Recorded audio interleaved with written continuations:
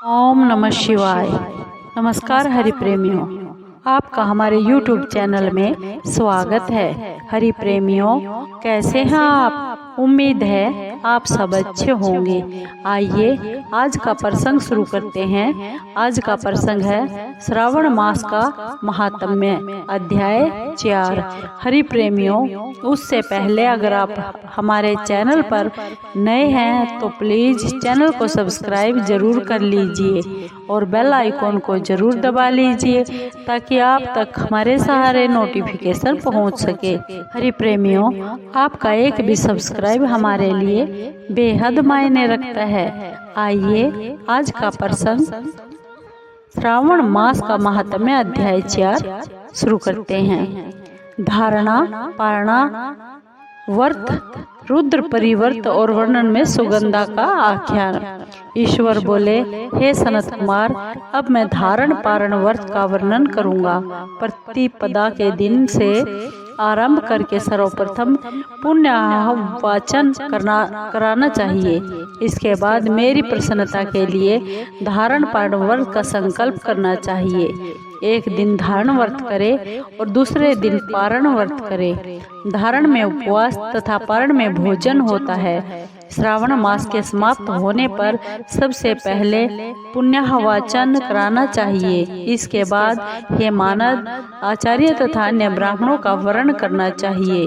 तत्पश्चात पार्वती और शिव की स्वर्ण निर्मित मूर्ति को जल से भरे हुए कलश पर स्थापित कर रात में भक्ति पूर्वक पूजन करना चाहिए तथा पुराण श्रवण आदि के साथ रात भर जागरण करना चाहिए। सुबह अग्नि स्थापन करके विधि पूर्वक होम कराना चाहिए। त्र्यंबक, इस मंत्र से तिल मिश्रित भात की आहुति डालनी चाहिए। उसी प्रकार शिव गायत्री मंत्र से घृत मिश्रित भात की आहुति डाले और पुनः षडाक्षर मंत्र से खीर की आहुति प्रदान करे। तदंतर पूर्ण आहुति देकर होम शेष का समापन करना चाहिए। इसके बाद में ब्राह्मणों को भोजन कराना चाहिए तथा साथ ही आचार्य की पूजा भी करनी चाहिए। हे महाभाग, इस प्रकार से उद्यापन संपन्न करके मनुष्य ब्रह्म हत्या और पाप से मुक्त हो जाता है। इसमें कोई भी संदेह नहीं है।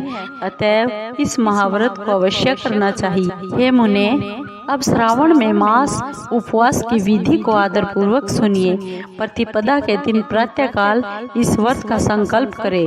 स्त्री हो या पुरुष, मन तथा इंद्रियों को नियंत्रित करके इस व्रत को करिए। अमावस्या तिथि को लोक कल्याण करने वाले वृषध्वज शंकर की अर्चना पूजा षोडश उपचारों से करे। तदंतर अपनी सामर्थ्य के अनुसार वस्त्र तथा अलंकार आदि से ब्राह्मणों का पूजन करे और उन्हें भोजन करवाए और प्रणाम करके विदा कीजिए। इस प्रकार से किया हुआ मास उपवास व्रत मेरी प्रसन्नता कराने वाला होता है। हे सनत कुमार, मनुष्यों को सभी सिद्धियां प्रदान करने वाले लक्ष्य संख्या परिमित रुद्रवर्ती व्रत के विधान को सावधान होकर सुनिए। अत्यंत आदर पूर्वक कपास के 11 तंतुओं से बत्तियां बनाइए। वे रुद्रवर्ती नाम वाली बत्तियां मुझे प्रसन्न करने वाली होती हैं। मैं श्रावण मास में भक्ति पूर्वक दीवान के देव गौरीपति गण महादेव का 1 लाख संख्या वाली बत्तियों से निरंजन करूंगा। इस प्रकार श्रावण मास के प्रथम दिन विधि पूर्वक संकल्प करके महीने भर प्रतिदिन शिव जी का पूजन कर 1000 बत्तियों से निराजन करे और अंतिम दिन 71,000 बत्तियों से निराजन करे अथवा प्रतिदिन 3000 बत्तियां आदर पूर्वक अर्पण करे और अंतिम दिन 13,000 बत्तियां समर्पित करे अथवा एक ही दिन सभी 1 लाख बत्तियों को मेरे समक्ष जला दीजिए। प्रचुर मात्रा में घी में भिगोई हुई जो बत्तियां होती है वे मुझे बहुत प्रिय होती है। तत्पश्चात मुझ विश्वेश्वर का पूजन करके कथा का श्रवण कीजिए।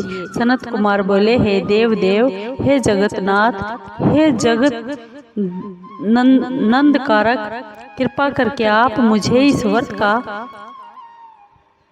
पर वह बताइए। हे प्रभु, इस व्रत को सर्वप्रथम किसने किया? इसके उद्यापन में क्या विधि होती है?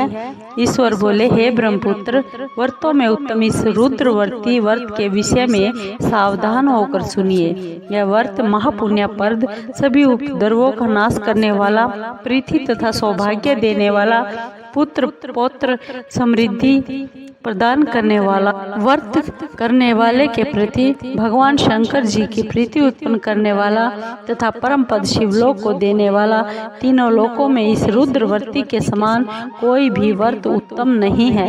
इस संबंध में लोग यह एक प्राचीन दृष्टांत बताते हैं। शिप्रा नदी के रम्य तट पर उज्जैनी नामक सुंदर नगरी थी। उस नगरी में सुगंधा नाम के एक परम सुंदरी वीरांगना रहती थी। उसने अपने साथ संसर्ग के लिए अत्यंत दुस्सह शुल्क निश्चित किया हुआ था। 100 स्वर्ण मुद्रा देकर संसर्ग करने की शर्त रखी हुई थी। उस सुगंधा ने युवकों तथा ब्राह्मणों को भ्रष्ट कर दिया था। उसने राजाओं तथा राजकुमारों को भी नग्न करके उनके आभूषण आदि लेकर बहुत सा तिरस्कार किया हुआ था। इस प्रकार उस सुगंधा ने बहुत लोगों को लूटा था। उसके शरीर की सुगंध से कोस भर का स्थान सुगंधित रहता था। वह पृथ्वी तल पर रूप, लावण्य और कांति की मानो निवास स्थली थी। वह 6 रागों और 36 रागनियों के गायन में तथा उनके अन्य बहुत से भेदों की भी गान क्रिया में बहुत कुशल थी। वह नृत्य में रंभा आदि देवांगनों को भी तिरस्कृत कर देती थी और अपने एक एक पग पर अपनी गति से हाथियों तथा हंसों का उपहास करती थी। किसी दिन वह सुगंधा कटाक्षों तथा भोह चलान के द्वारा कामबाणों को छोड़ती हुई क्रीड़ा करने के विचार से शिप्रा नदी के तट पर गई। उसने ऋषियों के द्वारा सेवित मनोरम नदी को देखा। वहाँ कई विप्र ध्यान में लगे हुए थे और कई जप में लीन बैठे हुए थे। कई शिव अर्चन में रत थे तथा कई विष्णु के पूजन में लगे हुए थे। हे महामुने, उसने उन ऋषियों के बीच विराजमान मुनि वशिष्ठ को देखा। उनके दर्शन के प्रभाव से उसकी बुद्धि धर्म में प्रवृत्त हो गई। जीवन तथा विशेष रूप से विषयों से उसकी विरक्ति हो गई। वह अपना सिर झुकाकर बार बार मुनि को प्रणाम करके अपने पाँव की निवृत्ति के लिए मुनिश्रेष्ठ वशिष्ठ जी से कहने लगी। सुगंधा बोली, हे नाथों के अनाथ, हे अनाथों के नाथ, हे विप्रेंद्र, हे सर्व विद्या विशारद, हे योगीश, मैंने बहुत से पाप किए हैं। अतः हे प्रभु, उन समस्त पापों के नाश के लिए मुझे कोई उपाय बताइए। ईश्वर बोले, हे सनत कुमार, उस सुगंधा के इस प्रकार कहने पर वे दीन वत्सल मुनि वशिष्ठ अपनी ज्ञान दृष्टि से उसके कर्मों को जानकर आदर पूर्वक बोले। वशिष्ठ जी बोले, तुम सावधान होकर सुनो। जिस पुण्य से तुम्हारे पाप का पूर्ण रूप से नाश हो जाएगा, वह सब मैं तुमसे अब कह रहा हूँ। हे भद्रे, तीनों लोकों में विख्यात वाराणसी में जाओ। वहाँ जाकर तीनों लोकों में दुर्लभ महान पुण्य देने वाले तथा शिव के लिए अत्यंत प्रीतिकर रुद्रवर्ती नामक व्रत को उस क्षेत्र में जाकर करो। हे भद्रे, इस व्रत को करके तुम परम गति प्राप्त करोगी। ईश्वर बोले, तब उसने अपना धन लेकर सेवक तथा मित्र सहित काशी जी में जाकर वशिष्ठ के द्वारा बताए गए विधान के अनुसार व्रत को पूरा किया। इस प्रकार उस व्रत के प्रभाव से वह सशरीर उस शिवलिंग में विलीन हो गई। हे सनत कुमार, इस प्रकार जो स्त्री इस परम दुर्लभ व्रत को करती है, वह जिस अभिष्ट पदार्थ की इच्छा करती है उसे निसंदेह प्राप्त करती है।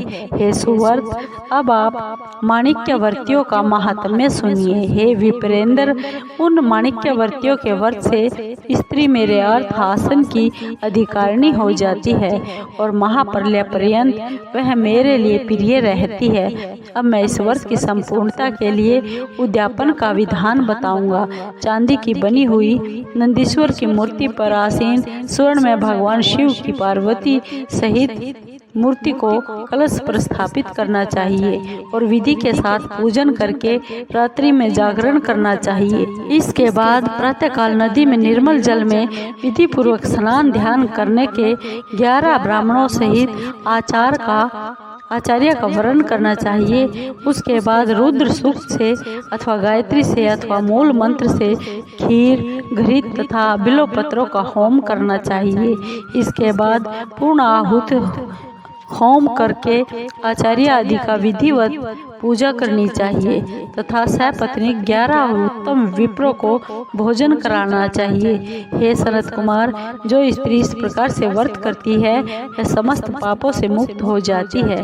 उसके बाद विधान पूर्वक कथा सुनकर स्थापित की हुई समस्त सामग्री ब्राह्मणों को दे देनी चाहिए। इसे निश्चित रूप से 1000 अश्वमेध यज्ञों का फल मिलता है। हरि प्रेमियों, ये था श्रावण मास का अध्याय 4 का महात्म्य। आपको ये कैसा लगा? हरि प्रेमियों, अगर आपको अच्छा लगा हो तो प्लीज़ चैनल को सब्सक्राइब कीजिए, लाइक कीजिए, शेयर कीजिए और कमेंट जरूर कीजिए। धन्यवाद दोस्तों। ओम नमः शिवाय।